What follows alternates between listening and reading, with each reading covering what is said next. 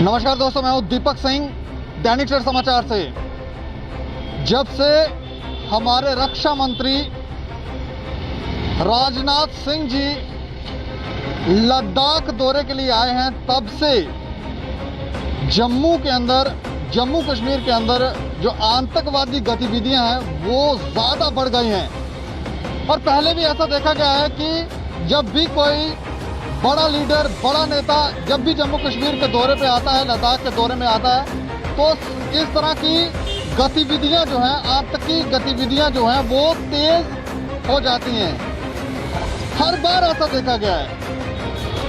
कल हमने देखा एयरपोर्ट के अंदर ड्रोन से 2 ग्रेनेड गिराए गए, और आज हम आपको बताएं कि 2:40 के आसपास एक ड्रोन देखा गया है। आज 2:40 के आसपास, और एक ड्रोन रात को आप पिछली जो रात हुई है उसमें एक और ड्रोन देखा गया है। और ये रतनूचक कालूचक जो सैन्य क्षेत्र है वहाँ पर ये ड्रोन देखे गए हैं। इतनी ज़्यादा हाई सिक्योरिटी होने के बावजूद ये ड्रोन जो हैं ये आप देखें कहाँ पहुँच गए हैं। लेकिन इसके ऊपर जो press release government of India की तरफ से आई है उसमें ये बताया गया है कि 2 ड्रोन देखे गए हैं। 27-28 तारीख को मध्य रात्रि में एक ड्रोन देखा गया था, को पौने 12 बजे के करीब, और एक ड्रोन जो है वो 2:40 के आसपास दोपहर को देखा गया।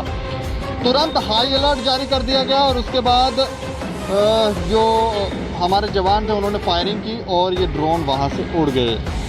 और सतर्क दृष्टिकोण जो है वो ये कहते हैं कि सतर्क दृष्टिकोण सेना ने बना के रखा हुआ है। उसी के चलते एक बड़ा हमला जो है वो टल गया। उसी की वजह से सिक्योरिटी जो है वो नाकों पर अगर आप देखेंगे तो वहाँ पे चेकिंग वगैरह हो रही है। लेकिन प्रश्न ये है कि ये लोग, क्योंकि धारा 370 के बाद इन आतंकवादियों को हर रोज़ मारा जा रहा है, तो उसके बाद हमें ऐसा लगता है कि इनकी गतिविधियां कम होनी चाहिए थी, ये समाप्त हो जाने चाहिए थे। लेकिन अब जम्मू में ये लोग सक्रिय हो रहे हैं।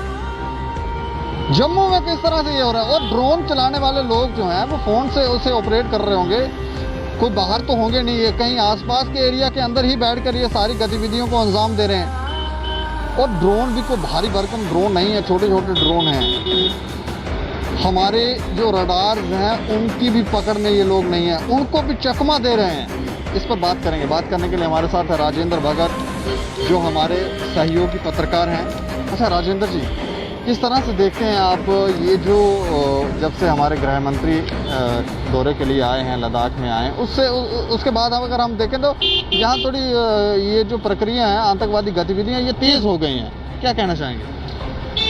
देखो शुरू से आज से काफ़ी वर्षों में आप देखो तो जम्मू कश्मीर के दौरे पर जब भी कोई, चाहे कोई बड़ा अधिकारी हो या कोई लीडर हो या कोई मंत्री हो, जब भी वो यहाँ आया है तो उस समय इस तरह की गतिविधियाँ हमेशा से रही हैं। और राजनाथ सिंह जी जो हैं अभी ले गए हैं वहाँ पर, तो वहाँ चाइना के साथ भी काफ़ी टकराव जो है भारत का चल रहा है, पाकिस्तान के साथ तो है ही है।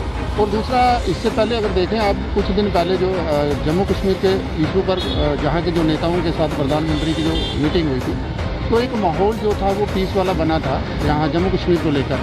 तो उससे भी कुछ ऐसे गुट थे जो सक्रिय हैं, जो विदेशी गुट हैं जहाँ पर सक्रिय हैं। लेकिन उन्होंने देखा कि हमारे हाथ से जो ताकत थी, सत्ता थी, जो जिसके लिए वो जहाँ सक्रिय रहते हैं उनके साथ, उन्होंने देखा कि वो निष्क्रिय हो गए हैं। पर जब राजनाथ सिंह जी जब तो ये खबर जो थी वो सभी मीडिया हाउस, विदेशी मीडिया हाउस, सभी चाइना के अंदर, पाकिस्तान के अंदर इस पर काफ़ी खलबली थी कि राजनाथ सिंह जी ले जा रहे हैं, 3 दिन के लिए रुकेंगे, वहाँ क्या करेंगे क्या नहीं, सभी नज़रें जो थी उस तरफ थी। लेकिन जो सक्रिय गुट होते हैं उनकी कोशिश रहती है कि आप उस खबर को हटा के इसको दूसरी तरफ मोल्ड कर दो। तो उन्होंने ये जो गतिविधि चलाई वहाँ ड्रोन का जिस तरह से हुआ, हालांकि कोई नुकसान तो नहीं हुआ, लेकिन सुरक्षा के क्षेत्र में इस तरह से ड्रोन का घुस जाना, अगर वो बड़े ड्रोन होते हैं, ऊंचाई वाले आते तो उनको रडार पकड़ लेता। लेकिन आतंकवादियों ने ऐसे खेल टाइप रचा है कि छोटे ड्रोन जो कहीं से भी कंट्रोल किए जा सकते हैं उनको घुमाया, उसके बाद उससे ब्लास्ट भी किया, और सारी मीडिया की नज़र जो थी उस तरफ हो गई। और विदेशी मीडिया ने भी ये कोशिश की कि राजनाथ सिंह की तरफ ध्यान ना देते हुए यहाँ हो जाए। तो एक तो वो बात होगी, उसके बाद सब जगह अलर्ट हो गया, सभी एजेंसियां इनको तलाशना शुरू कर दी, कुछ लोगों को शक के आधार पर पकड़ा भी गया। लेकिन उसके बाद उसके दूसरे दिन, जैसे कल रात को भी हुआ, जिनको भी जो 2 ड्रोन थे वो कालूचक क्षेत्र के अंदर वो वहाँ देखे गए। तो इसका मतलब ये है कि वो अभी रेडी हैं, वो लोग जो मिलिटेंट हैं या ऐसी जो एजेंसियां हैं जो विदेशी हैं वो अभी सक्रिय हैं। उनकी अभी लगातार ये कोशिश रहेगी कि जब तक राजनाथ सिंह जी वहाँ रहते हैं, कोई बड़ी घोषणा करते हैं, किस तरह होते हैं कि वो खबर जो है ज़्यादा सुर्खियाँ ना बने, तो वो ध्यान इधर बटाने के लिए इस तरह की हरकतें कर रहे हैं। हालांकि वो ड्रोन जो आए थे उन पर वो क्योंकि रडार के में भी नहीं आएंगे, वो ऐसे घुमा के उन्होंने जो भी खेल खेला, लेकिन वहाँ क्या हो गया कि सारी खबरें जो थी सबका ध्यान जो था उस तरफ हो गया। हम भी उस पर खबर कर रहे हैं, इसका मतलब सबका फोकस उस तरफ हो गया कि ये ड्रोन आगे, ड्रोन आगे, ड्रोन आगे, लेकिन वो जो बड़ी खबर थी वो डाउन हो गई। ये हमेशा से विदेशियों का, खासकर पाकिस्तान का, ये हमेशा कोई साजिश है, शरारत है कि ये दिखाया जाए कि जम्मू कश्मीर का माहौल ठीक नहीं है। अभी भी जो भारत सरकार ने फैसला लिया धारा 370 हटाने का, वो भी फैसला जो है फ्लॉप है यहाँ पर, ये सब दिखाना चाहते हैं।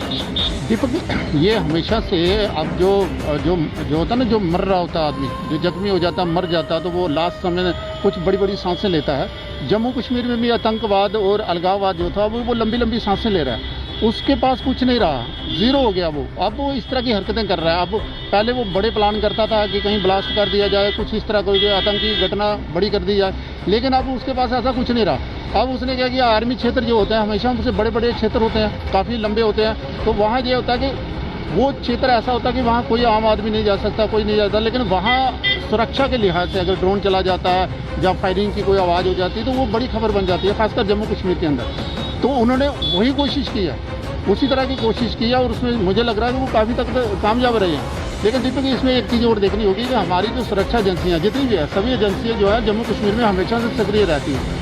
तो खासकर इन क्षेत्रों में अगर बॉर्डर के आसपास आप देखें तो जहाँ जहाँ आर्मी रहती है, और ये आर्मी जहाँ पर ये पहले जो धमाके की खबर आई थी वहाँ पर तो मतलब हथियार, वेपन वगैरह सब कुछ सक्रिय रहता, वहाँ से तो बड़े, तो हमें लगता है समाप्त होना चाहिए था। लेकिन ये लोग आ कहाँ से रहे हैं, कैसे यहाँ पर ऑपरेट भी कर रहे हैं, आराम से बैठ के अपने ड्रोन उड़ा रहे हैं, बम फेंक रहे हैं, सब कुछ चल रहा है, और हमारे यहाँ एजेंसीज को पता तक नहीं है। देखो, जहाँ जिस प्रदेश के अंदर यहाँ के मुख्यमंत्री, पूर्व मुख्यमंत्री जो ये कहती हो कि कोई भी बातचीत जब दिल्ली से हो रही है तो वो कहती है कि पाकिस्तान से भी बातचीत करो, तो इसका मतलब यहाँ जहाँ के रहने वाले एक बड़ा लीडर भी अगर वो ऐसे विचार रखता, तो फिर आप ये कैसे कह सकते हैं कि यहाँ के अंदर, यहाँ पर ऐसे गुट्स नहीं होंगे, जो सक्रिय जो है आतंकवादी जो होंगे, क्या वो नहीं होंगे?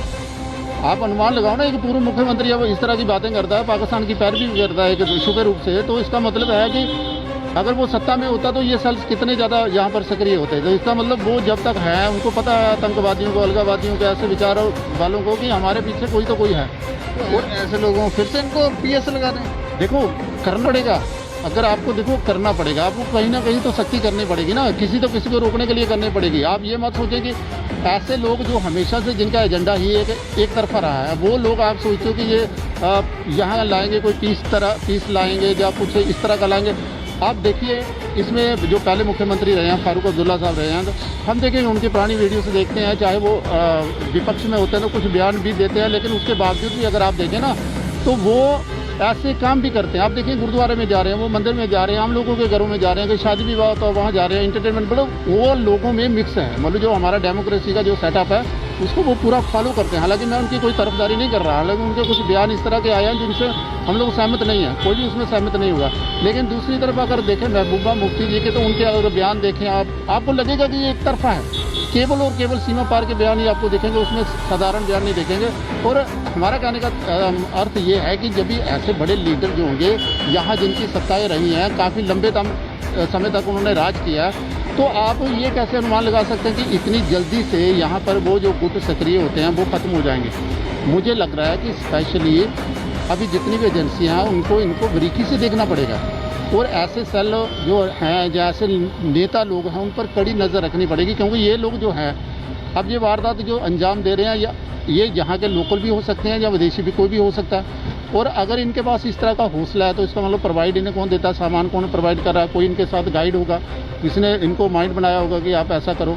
तो अब ये चीज़ें एजेंसियों को देखनी होंगी, और देखने के बाद इन पर कड़ा प्रहार करना होगा। दूसरा, हमारी जो मीडिया हाउस है जितने भी है, मुझे लग रहा है कि जब सुरक्षा एजेंसियाँ जब काम करती हैं तो हम उनको खरोदे ना, उन पर उल्टे सीधे बयान ना दें।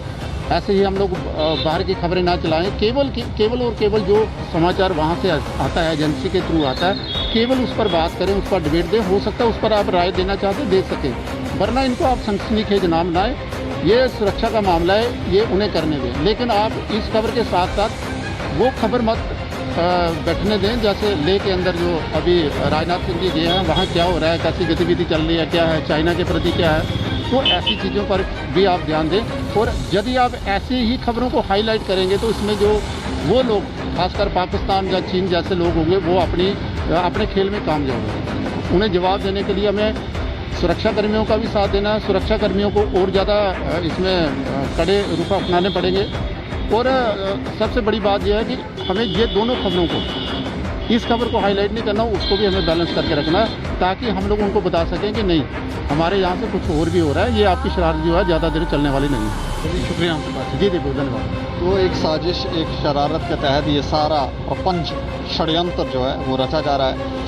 हमारी डिफेंस फोर्सेस को, सिक्योरिटी एजेंसीज को ये ध्यान रखना होगा कि ये लोग कौन हैं, कहाँ से बैठकर ये ड्रोन ऑपरेट कर रहे हैं और ये कैसे जम्मू के अंदर सक्रिय हो गए हैं, ये कैसे पॉसिबल कैसे हो रहा है, ये कितने, क्योंकि ये लोग भी जो आतंकवादी हैं ये बहुत शार्प माइंड के होते हैं, कोई ना कोई नई ट्रिक्स निकालते हैं, नए तरीके निकालते हैं और यहाँ खलबली मचानी है उनको। बस पूरे विदेशों में ये दहशत का माहौल बनाना है कि जम्मू कश्मीर के हालात ठीक नहीं हैं और यहाँ की स्थितियाँ बिल्कुल अलग हैं, भिन्न हैं।